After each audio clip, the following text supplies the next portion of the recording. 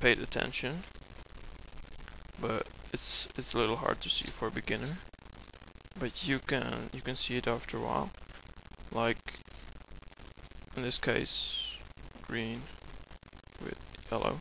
If I slice, and here is the other green yellow, I already know that the piece that will end up next to my buffer piece. Notice I just switched buffer pieces for a better example. The next piece that I'll look for is the white red piece. Probably you can see it well because of the light. Sorry for that. So if I switch this, I'll slice, and I don't have to look here anymore. I can just scan for my white piece. Here, this is a special case. If I slice, I'll have to look for the white blue piece, but that's actually my buffer piece now. So that if I slice back, it will also pair something. So what I would do in this situation is I slice down, make a dredge, replace it with any other pair that's not solved yet, and then I can, well, at least if the M layer is free, I can slice above already without looking, and then replace it and make some other stuff. After that, I would just take another buffer piece and continue solving. Now here we have another special case. If I slice, the piece that I'll have to look for is actually the piece of the same type color I just created. And if you look here, before I sliced, it was already together, but this wing is in the wrong position. This wing should be here. So if I slice, now I'll have to flip this whole edge group, slice back, so like this. If I slice back, and you'll see it's solved. Now, another thing, on Frank's method, you would do first 8 hole dredges, and then there's the second step, which is the last 4. But on my method, you'll see now that if I slice, I'll create another semi-pair, but in this case it's actually a dredge, which is, of course, a whole pair.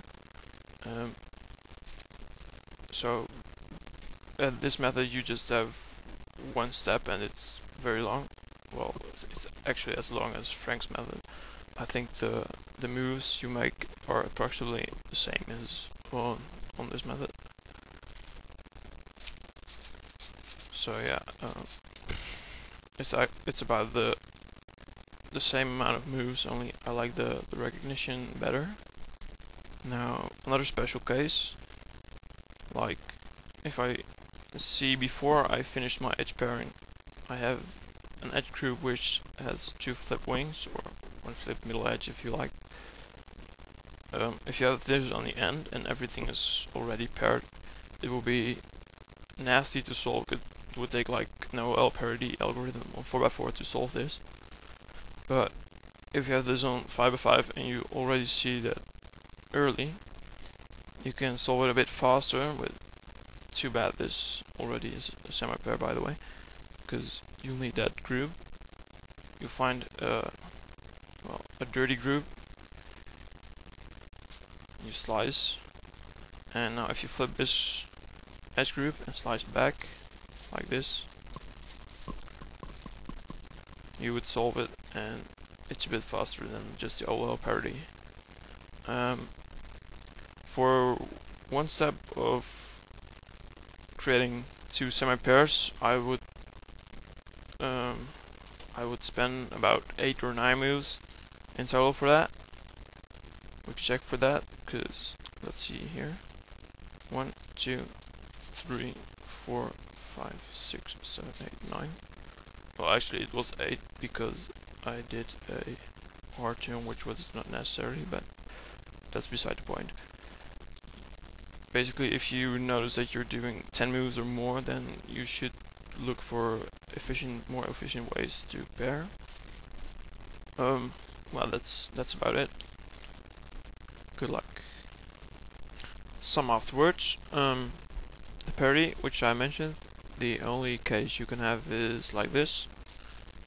You slice, you pair, and you slice the other way, you pair, and nothing else to switch it with. Very easy.